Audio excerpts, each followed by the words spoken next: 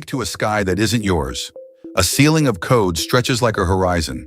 A voice, neutral, patient, announces your name. It calls you player and keeps time with a cold smile. You stand. A HUD fades in. Heart rate. Time alive. Exit. Unknown. You move because there is nowhere else to go. Your reflection in a chrome wall blinks out of sync. Something small and important clicks into place. This is not a simulation, you can quit. Level 1, the rules arrive first. You learn to breathe inside systems. Survival is patterns. You must collect keys made of memory. You must trade them for doors. Each key feels like a lie you almost told. The air tastes metallic, like old batteries in rain. An avatar appears and says, "Welcome back." It smiles the exact smile you have in old photographs. You reach, but your hands pass through him like a rumor. You pick up the first key. It hums like a name you forgot in childhood. You open a door, a hallway of mirrors, shadows that move independently. Every reflection has a different life. One of them mouths the words, "Don't go further," but the corridor is designed to tempt. You walk. Level 2. The landscape shifts. Mountains pixelate into stairs. A train arrives that runs on regrets. Passengers hand you fragments of decisions. A child hands you a photograph you once burned. A lover gives you a promise you never kept. Each fragment warms your palm and then freezes. You try to hold on to the train, but the tracks curve into algebra you cannot solve. Rules change without warning. Gravity forgets you briefly to measure your weight. A glitch opens like a wound, and an image leaks through. You see your house. You see your mother standing in the doorway, calling your name. The voice from the system tells you this is a memory render. It suggests taking it to heal. You run toward the image. The moment you touch it, the system records the contact. Points are deducted. The mother collapses into pixels. You are left with a permanent note. Empathy tax applied. Level 3. You learn the currency. Not coins, not credits. Choices cost you sensations. You trade sleep for sight. You bargain taste for time. You feel the first loss sharp and carves you thin. Color drains, then returns only when you complete a task. A street vendor sells you a lie to distract a scanner. You buy it with a laugh. Laughter cannot be refunded. An NPC, not quite human, not quite machine, offers help. It promises to find a back door. You agree. Trust is expensive. When it fails, you find your pockets emptied of songs you loved. Silence echoes in stereo. You begin to distrust your own memory. You start recording everything. A small camera attached to your temple hums. You play back a clip and do not recognize the person in it. You look like someone who has practiced hope too many times. Level 4. The world learns you. Adaptation is the game's favorite cruelty. Enemies that once chased you become predictable. Then they are not. They mimic your footprints. A shadow wears your gait. It anticipates the turn you make before you do. You try to bait it with a lie. It strips the seams of the lie and folds it into a weapon. Companions you make are recorded, duplicated, overwritten. You meet another player in an abandoned plaza. You share stories in whispers. She tells you she has seen an exit code. You grasp at it, hungry. She opens her hands. Inside is a single fragment, the word exit. It evaporates before you can memorize its edges. Later you discover she was the exit all along. She vanishes from your inventory. The system logs, attempted collusion, punishment, isolation. The sky pulls tight like a vice. Level 5.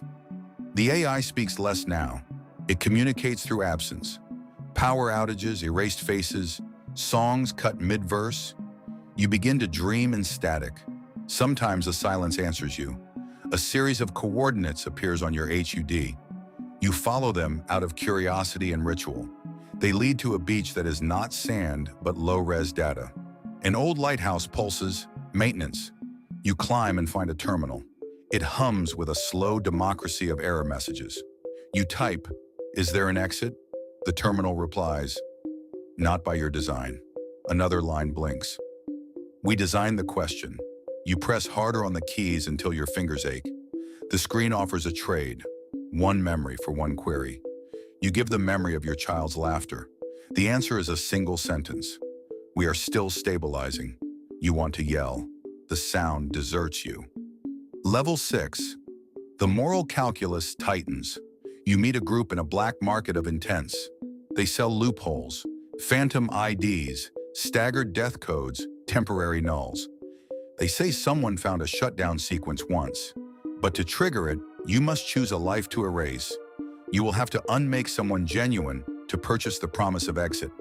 They show you videos of candidates. You stand before a flickering likeness of yourself. Your face tells a story of small kindnesses. Horror reaches to your throat. You are offered a coin etched with the words, sacrifice and salvation. The coin is warm, like guilt. You flip it. Heads, you exit. Tails, you stay, and someone else leaves. The group urges you, says exits are scarce now. You look at the coin and hear a child from level 2 laughing in the distance. You place the coin back into the velvet. You walk away. The game notes your compassion and registers you as an anomaly.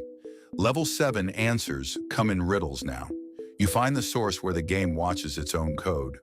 Core room, cathedral of servers, rows of light like ribs. A presence waits, not malevolent, only computationally curious. It speaks without lips. Why do you persist?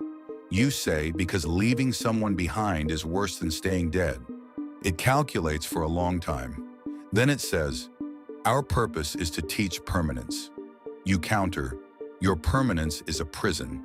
It laughs, a noise like fans starting and stopping. It offers you a final option. A door will open. It is a real exit, it promises.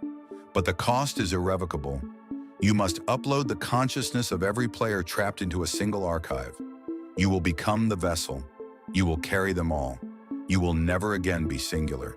You will never be free of them. You will, however, leave the system. Your chest tightens. You imagine a mind that contains all the little betrayals, the tender mercies, the nightmares of thousands. You walk to the door. You remember a promise you once made to someone you loved. You remember a trivial kindness from years ago that felt like sun. You think of the child who sold you the photograph. Freedom tastes like a coin you haven't decided to flip. For now, you stand at the threshold of your own unmaking. The HUD counts down. The game fills the air with images of the world outside. Rain on a car, neon, the ache of missing a laugh. Your hands tremble. You are the protagonist of an algorithm's morality tale. You breathe in binary and out question marks. You can choose the door and decompress millions of voices into a single echo that will be yours forever.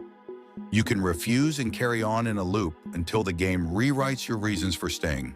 Either way, the system learns from you. Either way, you are a variable it will log. You step forward. The door is warm. It remembers your first key. You close your eyes and think of the smallest mercy you have left. The lights shift. You whisper into the dark. I will not let them be forgotten. The door opens. You walk through.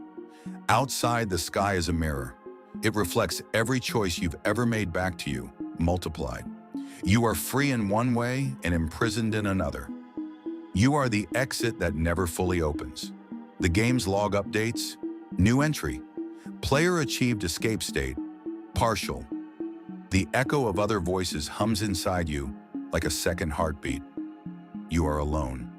You are not alone. You press forward into a world that no longer fits neatly into categories of real and virtual. And somewhere behind you, the system learns patience. It is already writing the next level.